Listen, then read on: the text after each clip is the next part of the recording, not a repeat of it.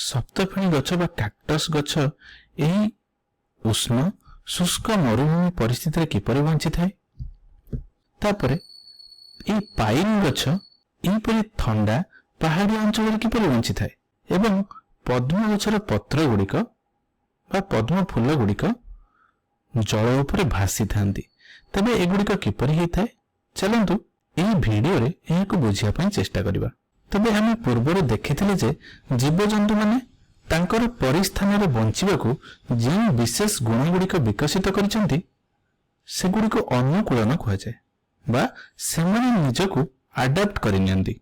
आमे पूर्वरु माछ ओट और जिराफ मानक शरीर रे सेमाने किपरि अनुकूलन गुड़िक करंती बा सेमाने किपरि निजकू विभिन्न परिस्थिति रे अडाप्ट करिनियंती से विषय रे आलोचना करिथिले।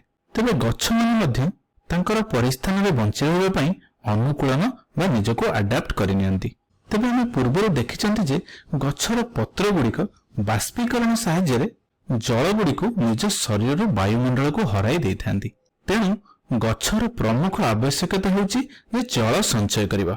तबे गछ गुड़िक जदि जल निहाती आवश्यक तबे जदि गछ गुड़िक मरुभूमि रे बड़ होउचंती बा मरुभूमि रे बंचुचंती तबे एमाने किपरि जल संचय करिवे। तबे चलो या पई आमे एक सप्तफेणी गछर उदाहरण नै बुझिया पई चेष्टा करिबा। तबे ई कैक्टस बा सप्तफेणी गछ गुड़िक मरुभूमि रे बंची रहबा पई किछि अनुकूलन करंती बा निजको किछि प्रकार अडाप्ट करिनियंती। तबे हम जानंती जे मरुभूमि अंचल रे तापमात्रा बहुत अधिक थाए एवं पत्र अधिक तापमात्रा हेतु अधिक जल हराई थाए। तबे सप्तफेणी गछ गुड़िक मरुभूमि अंचल रे जल को हराइबा किपरि बंद करिबा। प्रथमे मु कहिबी कि तुमे कैक्टस गछरे सेमानकर पत्र गुड़िक खोज। तुमे माने यार पत्र खोजिकी पाई परिबो कि। तबे जदि तुमे भाबुथबो जे गछ गुड़िकर मझिरे जे नील वर्णर अंश गुड़िक देखा जाउची सेगुड़िक तार पत्र वास्तव रे ता भूल अटे। कारण एगुड़िक हेउची कैक्टस बा सप्तफेणी गछर मूल। एवं जदि मु कहिबी प्रकृत रे एई कैक्टस गछ बा सप्तफेणी गछर पत्र हेउची कंटा। एई कंटा गुड़िक तुमे देखि पारुथबो। तबे मरुभूमि रे प्राणी माने कोन करंती जल पाइबा आशा रे सेमाने गछर पत्र गुड़िक खाइ जानती। तेणु एही कंटा गुड़िक मरुभूमि रे शोषिले थिबा पशु माननकु जल पई एही खाद्य को खाइबार बंचाई थाए। तबे आउ गोटे कथा जे आमे जानिथिले उद्भिद रे थिबा पत्र गुड़िक बाष्पीकरण सहायता रे जल को वायुमंडल को हराई थांती। किंतु जेहेतु एही उद्भिद गुड़िक रे पत्र न थाए ता परिवर्ते कंटा थाए सेमाने वायुमंडल को जल बाष्पीकरण सहायता रे अति अधिक परिमाण रे हरांती नहीं। तेणु एही सप्तफेणी गछ गुड़िक जल संचय करि पारे एवं एमानकर मझिरे तुमे जे मूल अंशटी को देखुछ एगुड़िक जल संचय करके रखंती। साधारणतः मरुभूमि गछर पत्र उपरे एक महम परिका लेयर बा परदाटे थाए। एहा मध्य जलर बाष्पीकरण हेबा प्रक्रिया को अटकाई दे थाए बा कमाई थाए।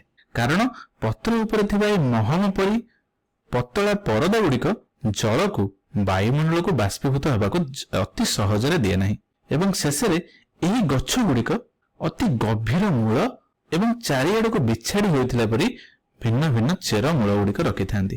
तबे सेमाने काहे केमते एक गभीर मूल बा चेर गुड़िक रखि थांती।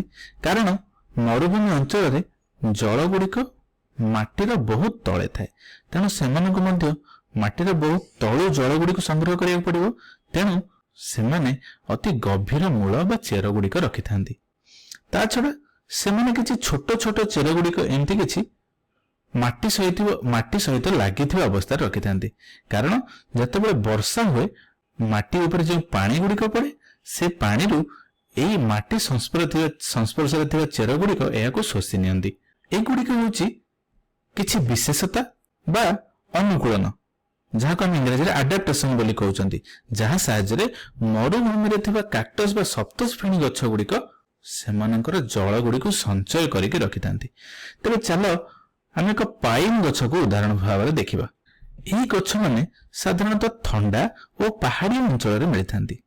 जदि तुम यार पत्र गुड़िक देख एगुड़िक छुंची परिका देखा जाती जहाद्वारा जदि कौन टाइम रे बरफ पड़े ताहले पत्र उपरे एगुड़िक जमिकी रुहंती नहीं।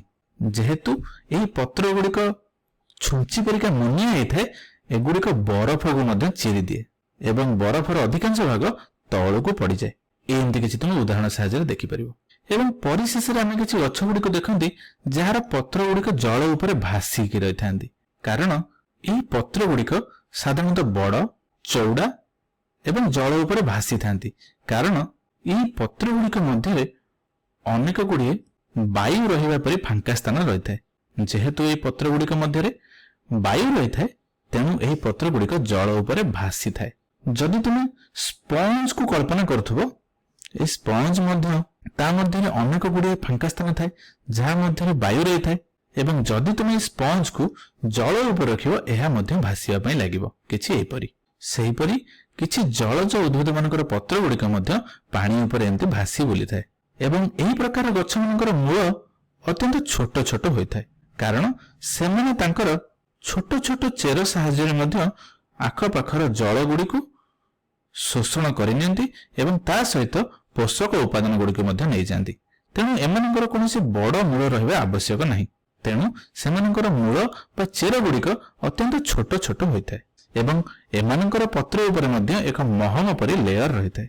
ଏବଂ ଏହି ମହମର ଲେୟର ଗୁଡ଼ିକ ଗଛର ପତ୍ର ଗୁଡ଼ିକୁ, ଯେହେତୁ ଏମାନେ ଜଳ ସଂସ୍ପର୍ଶରେ ରହୁଛନ୍ତି, ଏଗୁଡ଼ିକୁ ପଚି ଯିବାରୁ ବଞ୍ଚାଇଥାଏ। ଏବଂ ଯଦି ମହମର ଲେୟର ଗୁଡ଼ିକ ନଥାନ୍ତା, ତାହେଲେ ଏଗୁଡ଼ିକ ସହଜରେ ପଚି ଯାଇଥାନ୍ତେ। ତେବେ ଏହିପରି ଭାବରେ ଉଦ୍ଭିଦ ଗୁଡ଼ିକ ବଞ୍ଚି ରହିବା ପାଇଁ ଭିନ୍ନ ଭିନ୍ନ ପ୍ରକାର ଅନୁକୂଳନ ଉପାୟକୁ ଆପଣେଇ ନେଇଥାନ୍ତି ଏବଂ ସେମାନଙ୍କ ପାଇଁ ଏକ ପରିସ୍ଥାନ ସୃଷ୍ଟି କରନ୍ତି।